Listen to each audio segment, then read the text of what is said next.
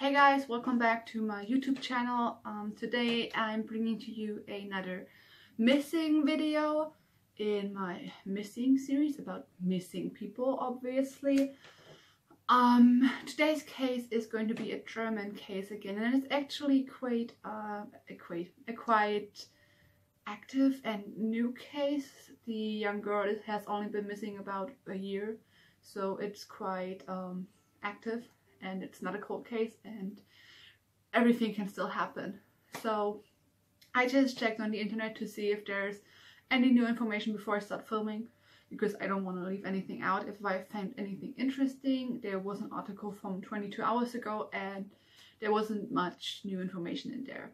I saw something that they mentioned, which is true, and I will go into that, but besides that, my research seems to still be accurate. So let's jump right into the video. Okay. Today I'm going to talk about the case of Rebecca Reusch. Rebecca has first been reported missing by her parents on the afternoon of February 18th, 2019, since she hadn't arrived at school in Berlin, Neukölln district. Rebecca had been staying at her sister's house that night before the 18th, and her mother had tried calling her and reaching her at the residence of her sister multiple times unsuccessfully that morning. The husband of Rebecca's sister claimed that Rebecca had already left for school. The case of Rebecca captured the attention in Berlin and most of the country. Obviously, a young, only 15-year-old girl has gone missing. The morning that the 15-year-old went missing, like I said, she had been staying at her sister's apartment, and her sister's name is Jessica, and her apartment is at Maurerweg, Berlin, Fritz. Rebecca should have arrived at school that morning at 9:15 a.m. in the Fritz-Erker Allee, but she never showed up.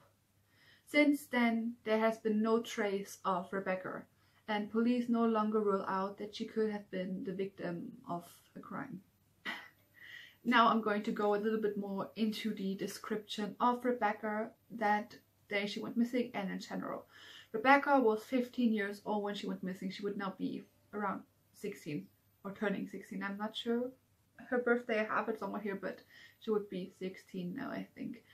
As I said, that she appears to be between the age of 15 and 18. You know how girls can look a little older with makeup and the way they dress. She is between 170 to 180 centimeters tall, which I think is between 5'8" to 5'11". So she's rather tall. She has a slim figure. She has brown shoulder length hair.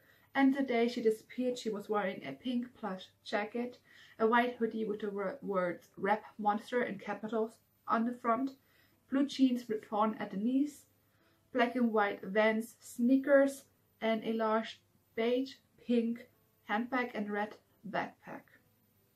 Police asked for any help to locate the missing girl, who saw Rebecca on the morning of the 18th of February between Maurerweg and Fritz-Erker Allee. Who else has she been in contact with or seen?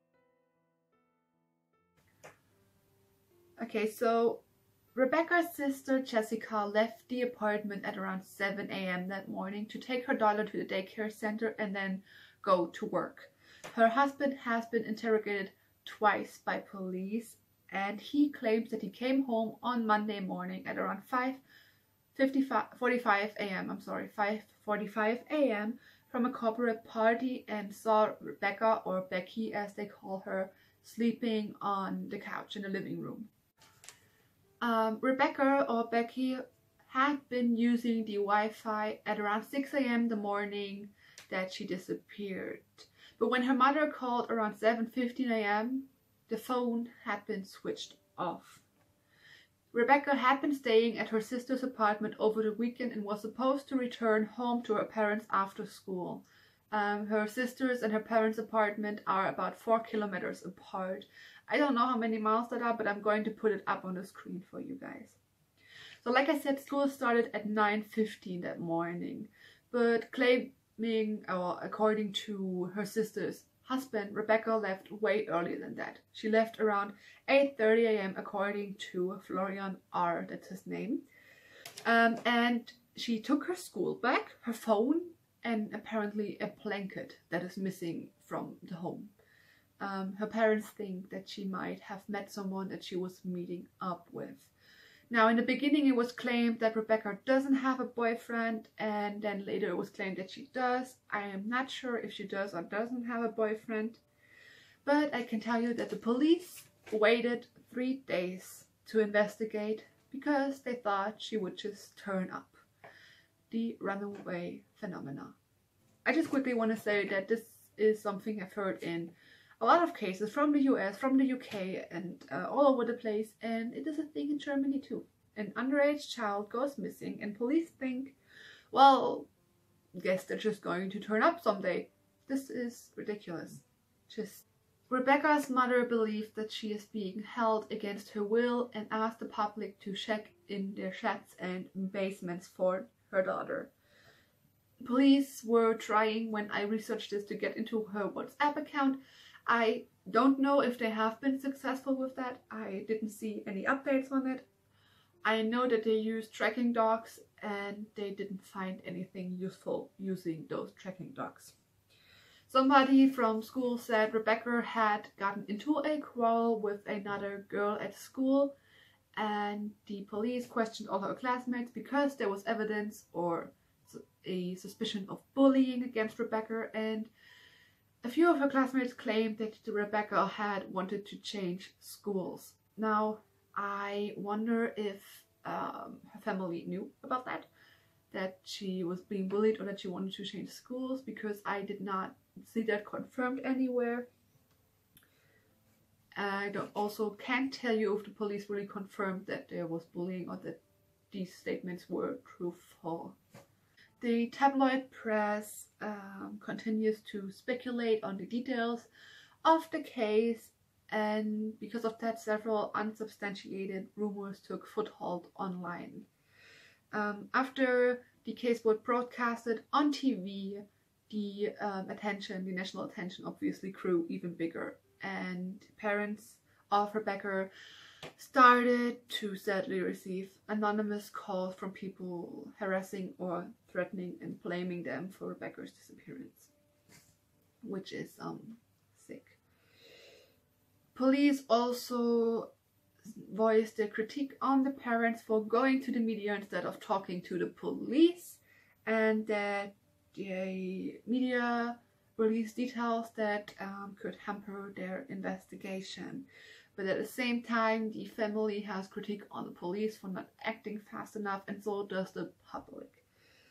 The public critique for the police led to questions about it being time for Germany to have a nationwide alert system, because the criticism against the German police is that they are unprepared and take too long and are too slow to act.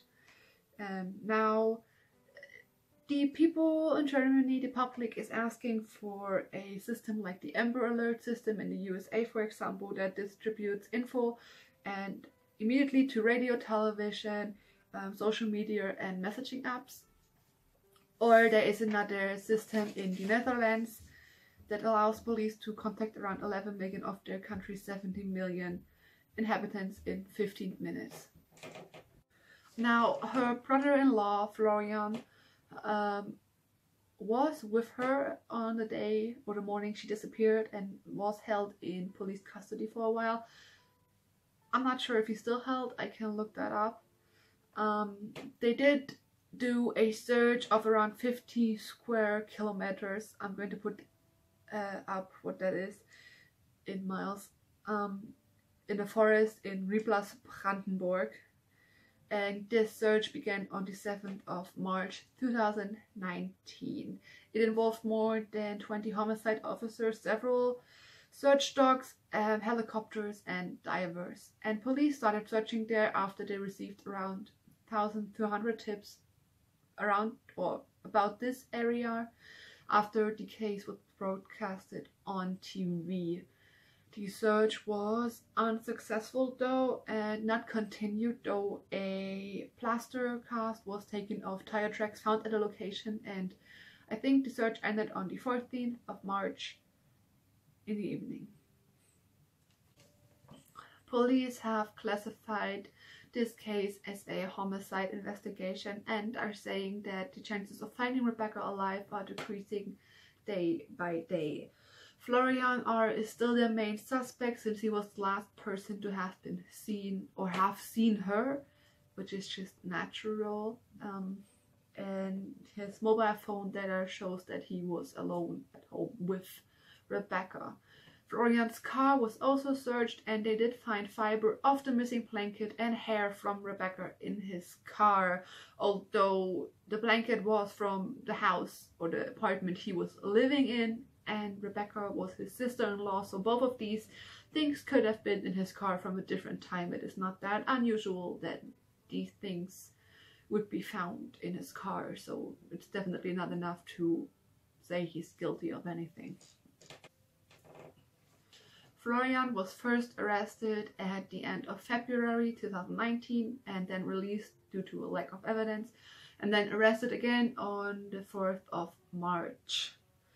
His license plate was detected by a license plate detection system twice on a highway going from Berlin to Frankfurt Oder on the day of the disappearance and the day after. He was the only person with access to the car at the time the car was detected on the highway, and he later told police that he was driving to Poland on truck business, and that he didn't mention this earlier because he was worried he might get prosecuted for it. Rebecca's parents later also claimed that they knew about his truck dealing or truck business, but they didn't or were reluctant to tell authorities, also because they were scared that he might get prosecuted for it.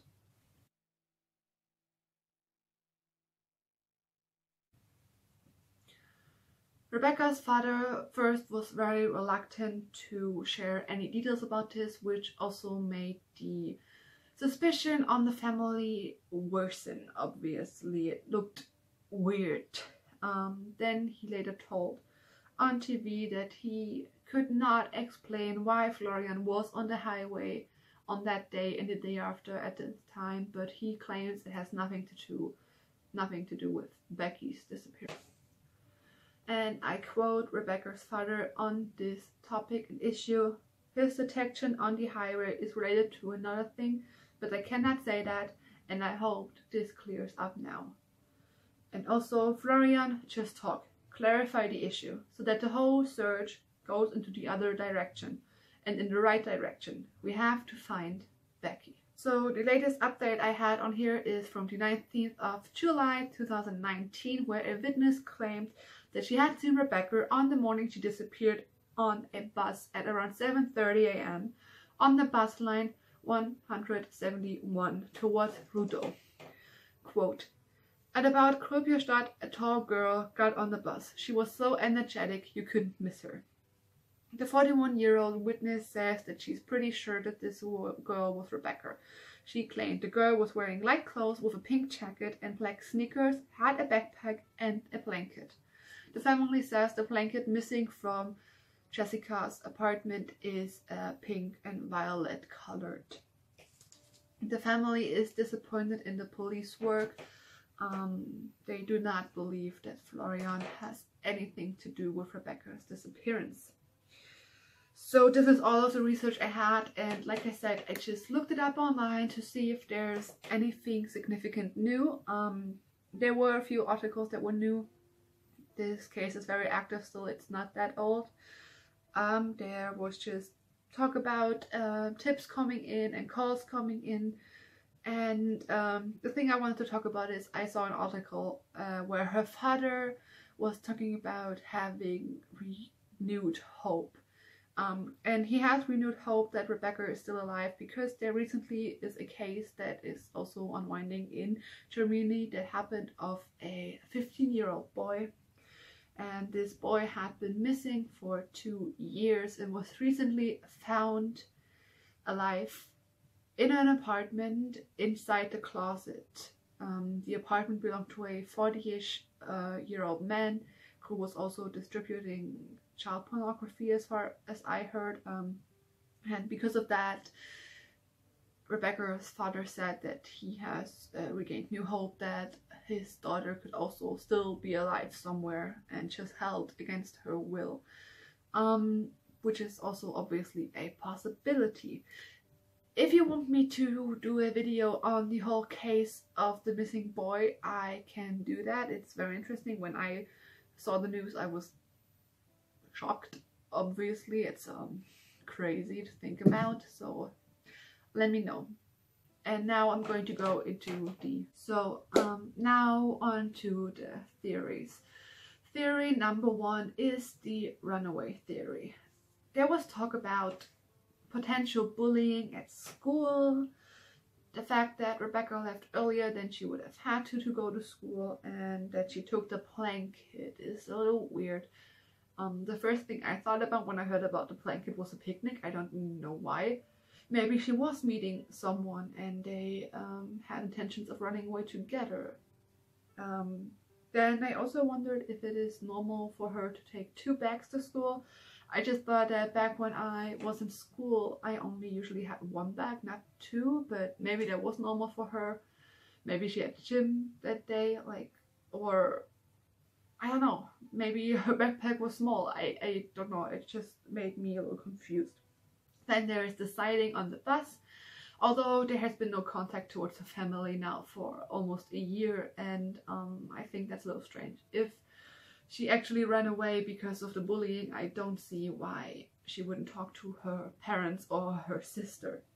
And there's also the fact that there's no trace of her and that she doesn't really have any money to get around with. The second theory is foul play. Now this is what the police believe, obviously, since they claimed that they are pretty sure this is a crime. The family and Florian are usually the ones that the public looks at the most suspicious, although I think the family a lot less than Florian are. It could have also been a stranger though, maybe on her way towards school, if she was walking alone, somebody could have taken her or done something to her. Maybe she saw something she shouldn't have and that's why something happened to her. Maybe trafficking. She was a really pretty girl. I don't know. It's also just weird though that the blanket is gone, because a stranger wouldn't have had the chance to go into the apartment and take the blanket, but maybe she just took it with her. I don't know.